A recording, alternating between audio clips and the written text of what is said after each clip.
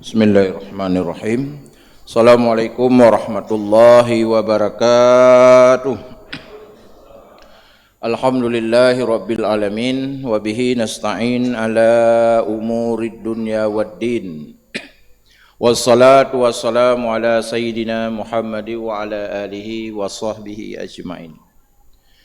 Baik kaum muslimin dan muslimat yang dimuliakan Allah, baiklah sambil kita niat iktikaf di rumah Allah yang mulia ini, pada waktu zuhur yang bahagia ini kita mengkaji surat Al-Mu'minun. Ada 6 kelompok manusia yang mendapatkan surga Firdaus.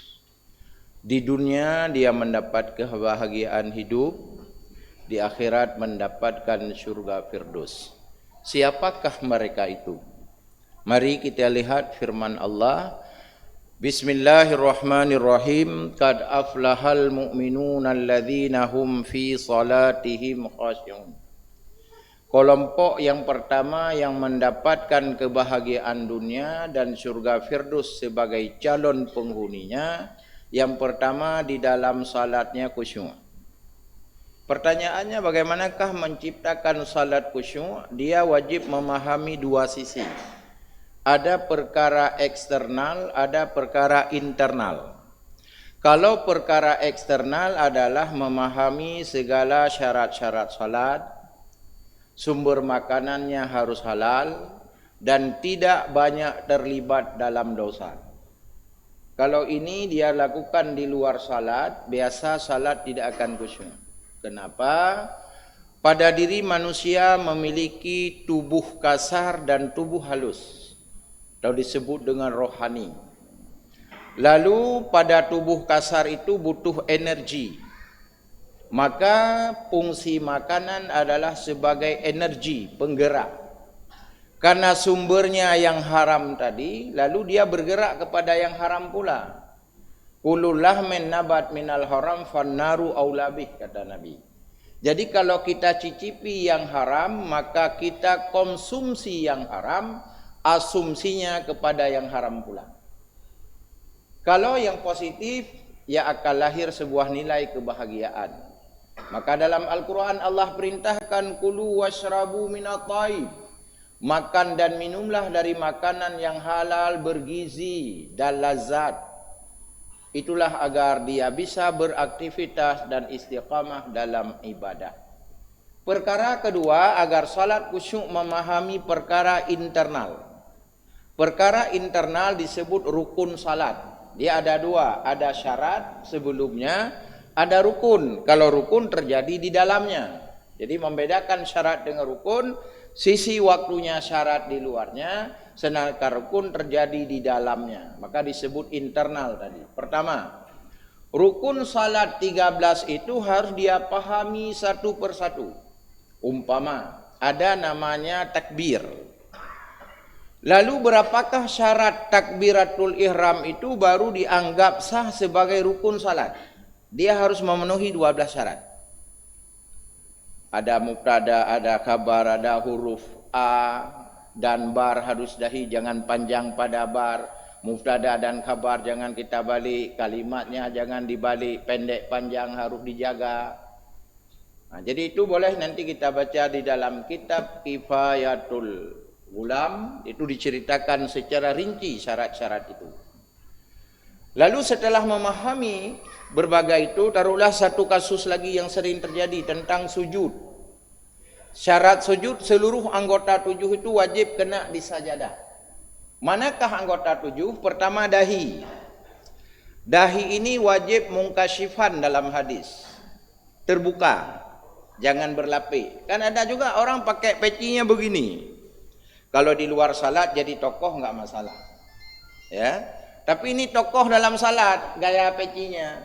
Waktu dia sujud kan kena ini, berarti hilang syarat sujud. Ketika hilang syarat sujud, nggak ada sujud. Ketika nggak ada sujud, nggak ada rukun. Ketika tidak ada rukun, nggak ada salat. Oke, anggota tujuh pertama dahi, kedua dua telapak tangan.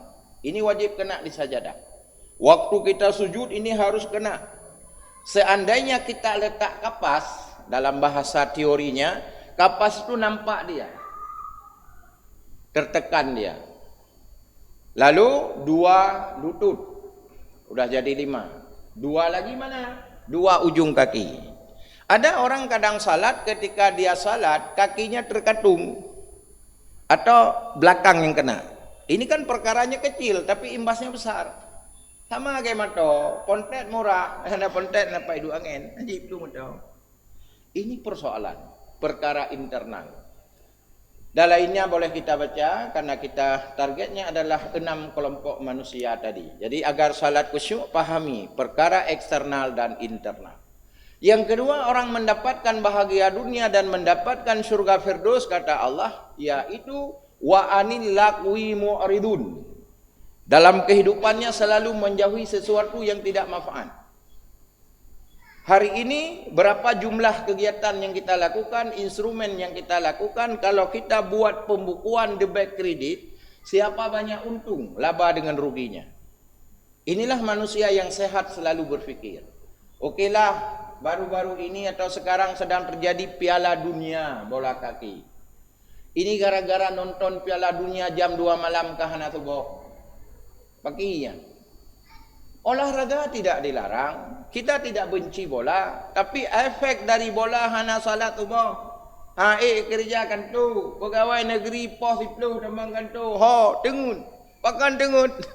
Jaga malam. Pakai menjaga malam, nonton Piala Dunia.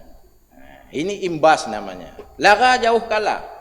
Kalau persoalan misalnya haram tidak, itu ada kajian lain. Misalnya, tidak sedikit dengan nonton bola Piala Dunia hari ini orang main judi.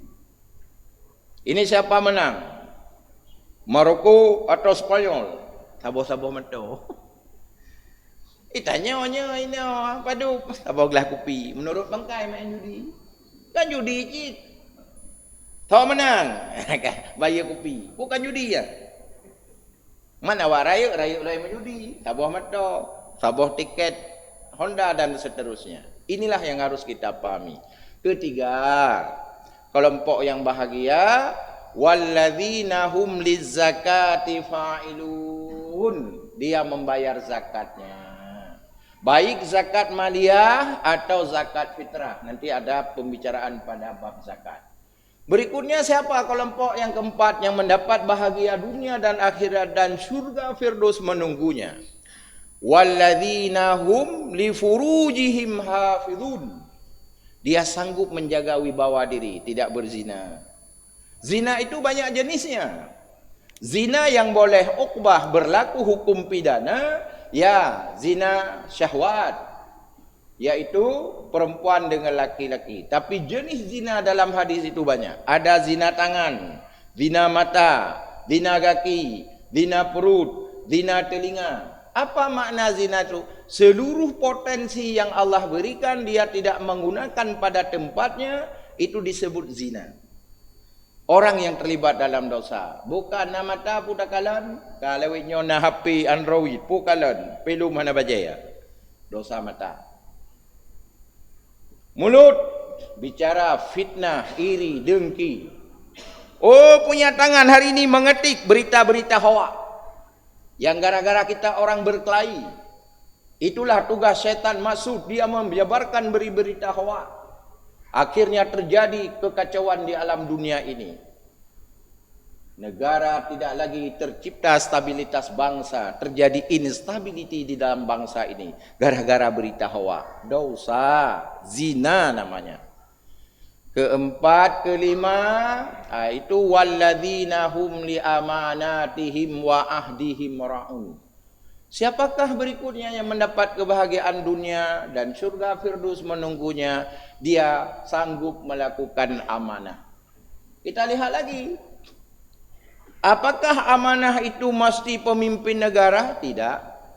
Kullukum ra'in wa kullukum ra'in mas'ulun ar-ra'iyah. Setiap manusia akan ditanyakan hasil apa yang kita pimpin. Sahabat bertanya kepada Rasul, ya Rasulullah, lon kan Pak Camat, bahasa tanya, lon kan presiden, lon pemimpin cit ke kun. Apa kata Rasul? Apakah anda punya tangan? Ya. Punya kaki? Ya. Punya mata? Naam ya Rasul. Itulah rakyat anda. Allah akan bertanya nanti, kemana anda gunakan tangan anda? Kemana anda gunakan mata anda? Telinga apa yang anda dengar? Itu rakyat anda. Wajib mempertanggungjawabkan. Tidak mesti yang disebut pemimpin harus setingkat presiden, setingkat kisi. Tidak. Diri kita adalah sebagai pemimpin. Mana yang harus kita jaga? Yang terakhir, yang keenam kelompok yang bahagia, yaitu walladzina hum ala salawatihim yuhafidun. Sanggup menjaga salat 5 waktu. Maka dalam Al-Quran langsung Allah sebutkan, inna salata kanat alal mu'minina kitaban mauquta. Salatlah tepat waktu. Waktu salat, salat. Waktu main, ya main. Disiplin. Inilah Islam mengajar kita. Sehingga kebahagiaan ini terjadi. Maka ketika orang tidak tepat salatnya, pasti terganggu. Coba kita lihat dunia hari ini sebagai dunia aplikasinya. Orang ke pakai HP. Di telefon legop di tengah dua mesti. Hana tacok HP pakai tengah semayang. Kaji 3 ipu maaf. Di telepon singa. Poh 2 kuri 15. Hana tacok. Tak jauh pakai semayang. Pui ron semayang lehaga luhur ke. Semayang tapi. Baru lun telepon itu 2 pihanan semayang. Padahal luhur ronyo di tengah tak. Orang bisnis akan rugi. Padahal ketika dia telepon butuh 1 surat lagi siupnya. Kalau istilah perusahaan ada CP-nya. Rugo 5 miliar gara-gara hana tacok api. Hana pikir legapnya tengah sama yang pakan. Dia telepon di luar salat. Padahal kita sedang salat, rugi. Maka orang yang menunda-nunda waktu salat akibatnya fatal. Maka Islam mengajarkan adalah disiplin. Itulah bahagian orang-orang yang mendapat kemenangan. Bagi jamaah yang ingin mendalami, ya buka surat Al-Mu'minun ayat 1 sampai ayat 12. Semoga Allah memberi manfaat kepada kita. Amin ya Allah ya Rabbal Alamin. Assalamualaikum warahmatullahi wabarakatuh.